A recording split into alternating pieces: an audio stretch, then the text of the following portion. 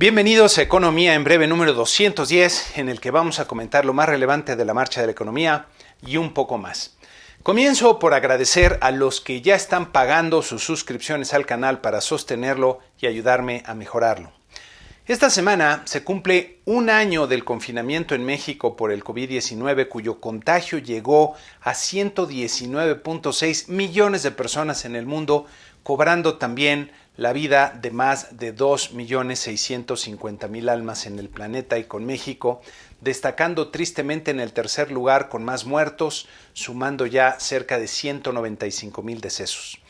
El costo personal y económico ha sido enorme en el país, como hemos comentado en otros programas, y por eso se entiende que todos estemos, como decimos en México, hasta el gorro del tema y ansiosos por regresar a la normalidad. Sin embargo, aunque los contagios diarios muestran una tendencia descendente, siguen siendo muy elevados cuando nos acercamos al periodo de vacaciones de Semana Santa, inclusive en niveles parecidos a la primera oleada que tuvimos. En otros países comienza a aparecer una tercera ola de contagios que está orillando a las autoridades a decretar nuevos confinamientos. Este año comenzamos con gran optimismo por la aplicación de vacunas que en algunos países como en Estados Unidos ha avanzado notablemente, pero en otros, como tristemente pasa en México, el proceso avanza muy lentamente y sin tener claridad en que pueda acelerarse para lograr alcanzar más del 50% de la población este mismo año. Que no se nos olvide que el virus sigue flotando en el ambiente, apareciendo nuevas cepas más contagiosas y cobrando víctimas. Me llama la atención que Hacienda desborde optimismo en sus pronósticos de crecimiento económico cuando uno de los supuestos centrales de la reactivación, en el caso de todos los países, es controlar el contagio y avanzar rápidamente en la vacunación, lo que claramente no está pasando todavía en México. Esta semana, los mercados financieros mostraron un desempeño optimista, pero no sin algunas presiones. Nuestro promedio de 10 mercados accionarios registró en la semana una ganancia de 2.9%, como vemos en nuestra gráfica acostumbrada, registrando también incrementos casi generalizados, como vemos en este cuadro resumen, con el índice Bovespa de Brasil fuera de tono con una modesta baja de 0.9%. La tasa de interés del bono del Tesoro estadounidense continuó su tendencia ascendente, como vemos aquí, superando el 1.6% este pasado viernes. Vale la pena recordar que con el gobierno de Estados Unidos gastando a manos llenas con su programa de estímulo, la presión sobre las tasas de interés en los mercados va para largo, a menos que la Reserva Federal adopte medidas inusuales como dirigir compras de activos en la parte larga de la curva de rendimientos. No hay que olvidar que para los mercados emergentes el aumento en las tasas de interés de largo plazo en Estados Unidos es mala noticia, ya que podrían escasear los flujos disponibles y presionar tasas y paridades cambiarias en estos mercados como el nuestro. En México, el mercado de valores tuvo una muy buena semana con el índice de precios y cotizaciones ganando 3.1% en la semana a tono con el resto del mundo. Nuestro tipo de cambio se apreció de forma significativa luego de haber tenido 2 semanas bajo mucha presión, descendiendo 3.2% y terminando en 20.69 pesos por dólar. En esta gráfica podemos ver y dimensionar el pico de volatilidad registrado en las últimas semanas en el tipo de cambio y nos sirve para recordar la alta sensibilidad que tiene nuestro peso a cambios en el entorno financiero internacional. En el entorno global, el Banco Central Europeo anunció que aumentaría significativamente el ritmo de compra de activos en el siguiente trimestre con la intención de apoyar a la actividad económica hasta que la pandemia se considere bajo control. Hay que recordar que los bancos centrales más grandes del mundo están embarcados en una política ultra expansiva, inyectando cantidades inéditas de liquidez para acomodar el gasto extraordinario de sus gobiernos y con la esperanza de apoyar a la actividad económica y reanimar un poquito a la inflación, pero sin que ésta se salga de control. Desde hace años navegamos por mares desconocidos en la política monetaria y uno de los riesgos relevantes que existe es que se afecte la estabilidad del sistema financiero. Diría que los banqueros centrales están invocando fuerzas sobrenaturales con la esperanza de aprovechar sus prodigios para luego regresarlas a su rincón o a su botella sin despertar al monstruo dormido de la inflación. muchos participantes en los mercados han notado que los precios de algunas materias primas se han disparado de forma inusual, aunque todavía no se genera alarma por un posible resurgimiento de la inflación, pero la dinámica de los precios será una de las variables a seguir de cerca en los últimos meses. En esta gráfica pueden ver un par de materias primas importantes, el cobre y la madera. En los datos de la semana, la producción industrial en México comenzó mal el año con una contracción de 4.9% real anual en enero, marcando una recaída respecto a los 3 meses previos. Las manufacturas fueron el renglón más débil, al contraerse 3.4% real anual, como vemos en esta gráfica. La construcción total siguió deprimida, como vemos aquí, con una contracción de 10% real anual. A su interior, hubo una recuperación notable en el componente de obra pesada, a pesar de lo cual siguió en terreno negativo al caer 7.9% real anual, mientras que la edificación, que se refiere a la construcción de vivienda, oficinas y espacios comerciales, se contrajo 12.3% real anual. También en la semana se publicaron los datos de inflación del mes de febrero, que resultó ser inusualmente elevada para este periodo, como vemos en esta gráfica con los meses de febrero de años anteriores. Nuevamente fue el componente de energéticos el que más contribuyó al repunte del componente no subyacente y del índice general, como vemos aquí. En este cuadro de los principales incrementos destacaron las gasolinas, que aumentaron cerca del 5%, mientras que el gas LP lo hizo en más de 4% e incluso la tortilla aumentó 1%. A tasa anual, la inflación general registró 3.76%, mientras que el subyacente, que representa los precios menos volátiles, aumentó 3.87%. La inflación de la canasta de consumo mínimo, que refleja mejor el poder adquisitivo de las personas de más bajos ingresos, aumentó 4.55% a tasa anual, como vemos aquí, repuntando respecto a meses anteriores.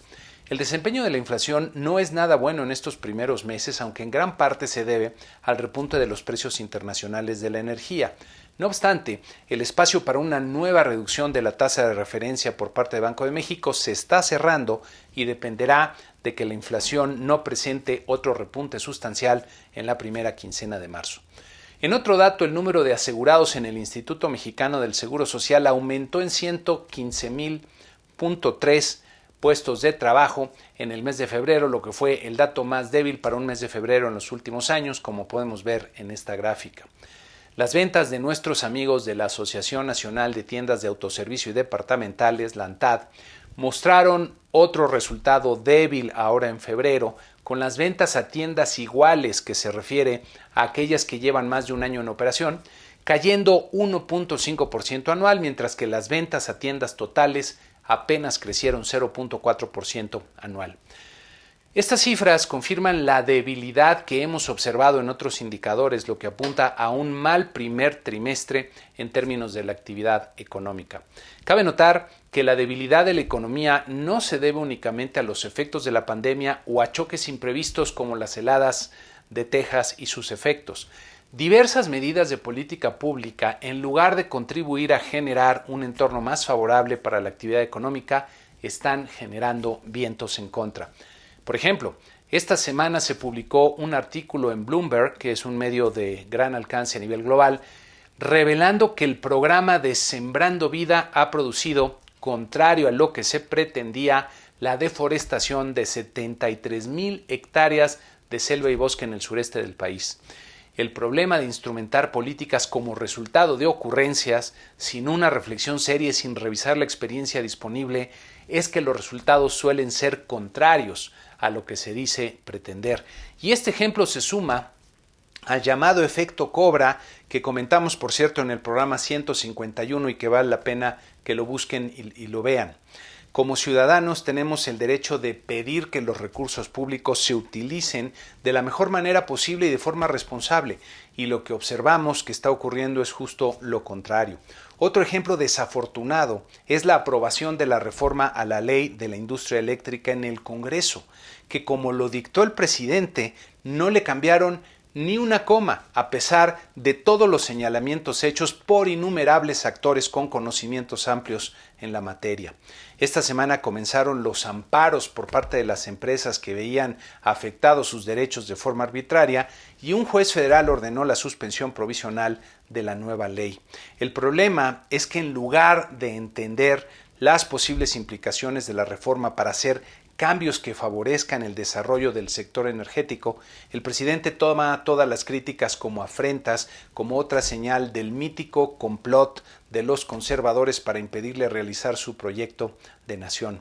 Por cierto, la mayoría de los analistas económicos buscan ceñirse a los límites de los temas económicos, pero la política influye notablemente sobre la economía y por lo mismo hay que considerarla en el análisis y en las perspectivas de las principales variables económicas, sobre todo cuando tenemos este tipo de impactos. Como ciudadano me preocupa enormemente tener un Congreso que no le cambia ni una coma a una iniciativa que evidentemente tiene muchos problemas y que lastima al país. Ante la proximidad de las elecciones de junio, la lógica electoral que ya dominaba la lógica económica y financiera se convierte en la única que cuenta y como hemos visto hasta el momento seguirán tomándose acciones para favorecer mantener el poder a una costa del deterioro de las perspectivas de desarrollo genuino para el país. Por cierto, el entorno político luce complicado especialmente para el presidente luego de que el muro levantado frente a Palacio Nacional para protegerlo,